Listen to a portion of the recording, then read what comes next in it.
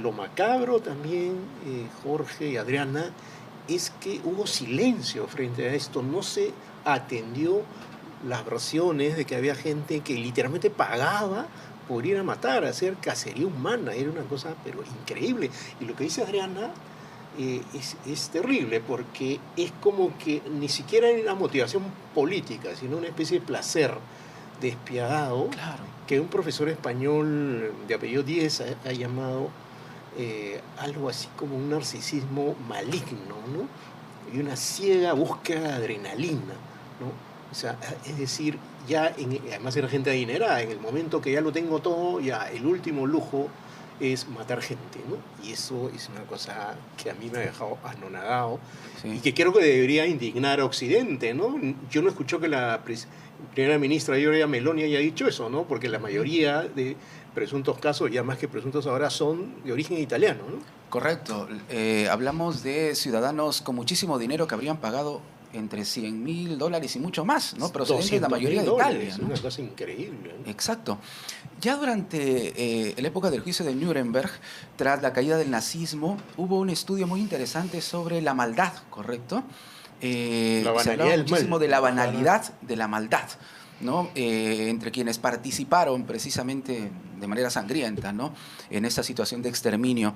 Eso podría también de una u otra manera explicar lo que ha ocurrido en este caso, porque yo me quedo helado realmente, ¿no? No estamos hablando de alguien que se quiso defender, que agarró un arma para defenderse, que de repente por motivaciones políticas participó de una revuelta, no. Estamos hablando de alguien que pagó, que planificó un viaje, que fue, que mató personas simplemente por el placer de matarlo, algo para mí incomprensible. Sí, incomprensible, pero algo que creo que sí es preocupantemente comprensible es la decisión de hacia quién ejercer la violencia, Ajá. ¿no? Entonces, sí tenemos un proceso donde se construye esta noción de identidad, de repente, que permite tomar distancia de algunas otras identidades, construir los otros, donde estos otros pueden ser deshumanizados y convertidos en objeto de, no sé, acciones de necropoder, ¿no? Donde la persona ejerce ese poder, lo que dices, ¿no? De ya lo tengo todo, puedo ahora decidir sobre la vida y la muerte de otras personas, cuáles vidas son dignas de vivir o de respetar y sobre cuáles puedo yo ejercer este poder, que incluso en el caso de lo que he leído también había un tema de pago más para matar a personas más vulnerables. En esta construcción, ¿No? niños, mujeres. Increíble, ¿no? Entonces, en esta construcción del otro menos valioso, ir construyendo jerarquías también creo que nos invita a pensar este foco del mal, pero un mal, además, situado en cómo construye el ser humano el sentido de pertenencia a una especie humana o deshumanizada, ¿no? Una deshumanización, ¿no? Terrible realmente. Claro. Ramiro, las investigaciones están partiendo a raíz de precisamente lo que comentábamos, una investigación a raíz de un documental que fue publicado en 2022. Sí. ¿Hacia dónde se van encaminando? La Fiscalía de Milán está encabezando, ¿correcto?, todo este proceso. Sí, y está contando con la colaboración de la alcaldesa de Sarajevo y con una fiscalía de Sarajevo. Lo que se presume es que los perpetradores deben tener entre 65 y 80 años, ¿no? Porque ha pasado bastante tiempo, eran más jóvenes cuando hicieron esto. Entonces, tiene que ser el rastro de, por ejemplo, un agente del Servicio de Inteligencia bosnio, que fue uno de los primeros que dio la versión de que esto ocurría, y él dice incluso que cuando la guerra todavía estaba en curso, él informó sobre esto y que el Servicio de Inteligencia italiano en ese momento no hizo nada, ¿no? Entonces, todo eso se tiene que empezar a jalar, empezar a buscar los hilos de otras personas que hayan visto, que hayan sido testigos de lo que pasaba, porque era un negocio, ¿no? Eran miembros de las milicias del ejército serbo-bosnio, ¿no?, que cobraba, esto es un negocio, le cobraba a estas personas para que vayan a hacer esto. Entonces la Fiscalía tiene que empezar a arrastrar esto, y yo insistiría en que tiene que contar con el apoyo de los gobiernos, ¿no? Porque lo que dice Gabanesi es que también había personas de origen británico, de origen francés, de origen alemán, de origen canadiense y hasta un japonés. Entonces creo que Wow. Occidente, que se tiene por muy civilizado y que siempre dice que es así, y la civilización judeo-cristiana, mire, se encuentra con esto que es tan macabro como Auschwitz, o incluso peor, ¿no? Sí. Porque como estamos conversando, Sí. ni siquiera había una motivación política o defenderse de alguien, sino era simplemente matar, ¿no? Claro, no estamos hablando acá de un tema ideológico ni nada No, parecido. en absoluto. En ese sentido, ¿cómo puede vivir una persona? Estamos hablando de un hecho que ocurrió ya hace 30 años, ¿correcto? Como bien lo decía Ramiro, probablemente quienes participaron de esta cacería tan macabra, tan sangrienta, sean ahora ya personas de la tercera edad, pueden tener entre 70, 80 años. ¿Cómo puede vivir una persona? ¿Cómo puede cargar con esa mochila tan pero tan pesada y seguir con su vida? ¿Cómo entender eso? Es que lo estás pensando desde el lugar de que es una mochila y no Ajá. desde el lugar de que es algo que se ha buscado como fuente de satisfacción y de logro y de placer. Porque son personas que en teoría tenían muchísimo dinero, ¿correcto? Eran personas millonarias, personas de países civilizados, entre comillas, ¿no? Y aquí no encontramos nada de civilizado realmente. Pero yo me preguntaría primero si esas personas sienten culpa después de lo que hicieron Ajá. o se lo pueden explicar racionalmente, desde una lógica que tal vez para nosotros pueda ser perversa, incomprensible, pero en el mismo sentido que hubo una toma de decisiones, hubo un procesamiento por el cual se naturalizó, se legitimó la posibilidad de vivirlo, no desde asumirse como un monstruo, sino desde asumirse como una persona con un poder. Diría yo que podemos pensar por ese lado. Ojalá como parte del proceso se pueda conocer en algún momento si hubo culpa, hubo remordimiento, si hay posibilidad de responder a la sociedad desde ese lugar, o si lo que hubo Claro. fue un pasar por agua tibia como una experiencia de poder y de gratificación. Bueno, bien dicen que la realidad supera la ficción, ¿no? Y este es uno de los casos que demuestra claramente que ni en la peor película, reitero, ¿no? Ni en la más sangrienta hemos visto un hecho tan, pero tan terrible como el que estamos analizando. Ramiro, ¿qué responsabilidad puede haber por parte de los altos oficiales que participaron precisamente en esta guerra? Estaba en un enfrentamiento, lo estamos analizando, ¿correcto? Pero se supone que había información que pudo haberse filtrado y que pudo haber llegado también a los altos mandos. Algunos de los oficiales del ejército serbobosnio fueron procesados por la Corte Penal Internacional, ¿no? Pero las personas que directamente participaron en esta macabra actividad tendrían que ser procesadas en Italia. Si son italianos, en Italia hay cadena perpetua por este crimen que además no prescribe, ¿no? Claro. Y en la propia Bosnia tendrían que ubicarse las personas que estaban involucradas en este inenarrable negocio, ¿no? Entonces tiene que haber responsabilidad, pero yo, fíjense, convendría en que además de que se busque una responsabilidad penal, tiene que hacerse una severa reflexión sobre esto, porque esto ni siquiera es casi como la banalidad del mal, sino la indiferencia psicopática, ¿no?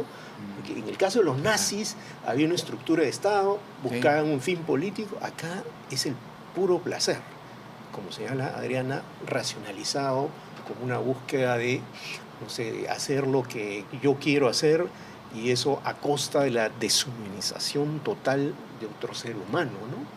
Lo que contaban en los testimonios que han recogido de la gente que vio o estuvo cerca de esta actividad, es que efectivamente pagaban más por las personas más vulnerables, los niños, porque era un objetivo más pequeño. Imagínate eso, ¿no? Claro. Una cosa, pero ya que a uno lo deja descorazonado, ¿no? Pero que creo que tiene que servir para que, por ejemplo, en el mundo contemporáneo se entienda que esto no solo no se puede repetir, sino que no se pueden repetir guerras de esta naturaleza, porque provocan el escenario para esto, ¿no?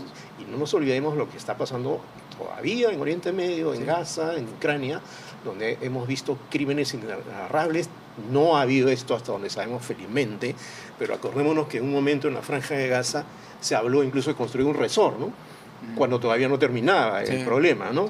Entonces, eso nomás que no llega a esos niveles de horror, ¿no? Ya es una forma de que no me importa lo que le pasa al otro, ¿no?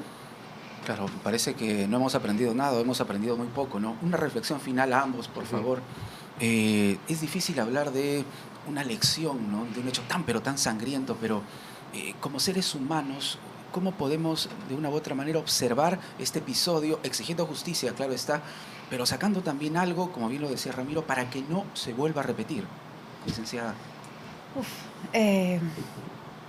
Creo que por un lado preguntarnos cómo estamos construyendo nuestras sociedades, mirar hacia acá, mirar dentro de nuestra sociedad, qué formas de relación estamos promoviendo, validando, qué acciones están resaltando las diferencias y abriendo puerta a distintas formas de discriminación, que es un paso que nos lleva, no nos lleva, pero digamos, es un paso que puede encaminar hacia ir tomando distancia de algunos grupos, ir construyendo, construyendo resistencia a la empatía, ir construyendo resistencia a la aproximación al otro como un igual, ¿no? Entonces creo que es pensarnos también desde acá.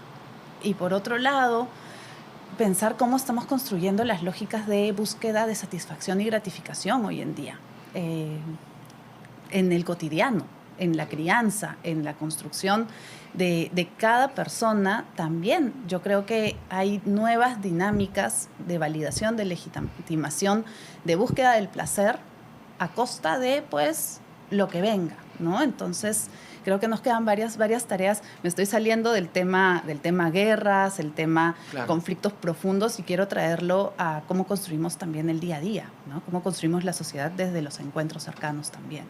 Muy importante soporte, licenciada. Ramiro, ¿qué reflexión final? Coincidiendo con Adriana, fíjate, entre las investigaciones que se están haciendo aparece que, por ejemplo, varias de estas personas eran aficionadas a la caza de animales, ¿no? Yo entiendo que alguien puede cazar por supervivencia, por ejemplo, en la Amazonía, pero estas personas que cazan elefantes, por ejemplo, por pura diversión, ¿no? Estas personas que son aficionadas a matar animales porque les gusta matar animales, ¿no? Y el investigador, el escritor, encuentra que varios de ellos tenían esa afición. ¿Cuál es el siguiente paso? Matar gente, ¿no? O sea, puede que esa línea continual no llegue hasta ahí, ¿no? Pero si uno bromea con usar las armas y dice, bueno, hay que matar a ese tipo, y a veces no lo dice tan en broma, si uno, como dice Adriana, anula al otro, lo considera ya no un adversario, sino un enemigo, y cuando se pone en el contexto de una guerra ya ni siquiera un enemigo, una baja, ¿no? Si en un contexto de polarización política, por ejemplo, como puede ocurrir acá en otros países, ¿no? Ya se habla de que el otro es despreciable, desechable, como diría el Papa Francisco. Entonces estamos bordeando abismos peligrosos, ¿no? Yo creo que este episodio de horror tendría que hacer pensar a toda la especie humana, no solo en Europa, acá también, cómo reconstruir los vínculos de otra manera, cómo respetar al otro, cómo ser empático. Esta palabra que están dando de moda es algo difícil, pero no es solo ser empático, es ser compasivo, es comprender al otro y respetarlo. Cuando no se hace eso, cuando se bromea sobre las armas, cuando se anula al otro, cuando se es cruel incluso con los animales, se da los primeros pasos para caminar hacia eso, ¿no? Entonces hay que tener mucho cuidado con la manera como uno vive, no solo con lo que dice, y con la manera como uno vive, ¿no? Entonces eso es muy importante en este momento, y creo que es importante en todo el mundo, y a mí no me parece casual que esto haya ocurrido, se sepa en un momento en que el mundo está entrando en una fase de polarización política y social muy, muy aguda. O sea, tal vez sea una lección y tal vez sea una alerta para evitar ir por el camino que nos conduce al abismo, ¿no? Correcto.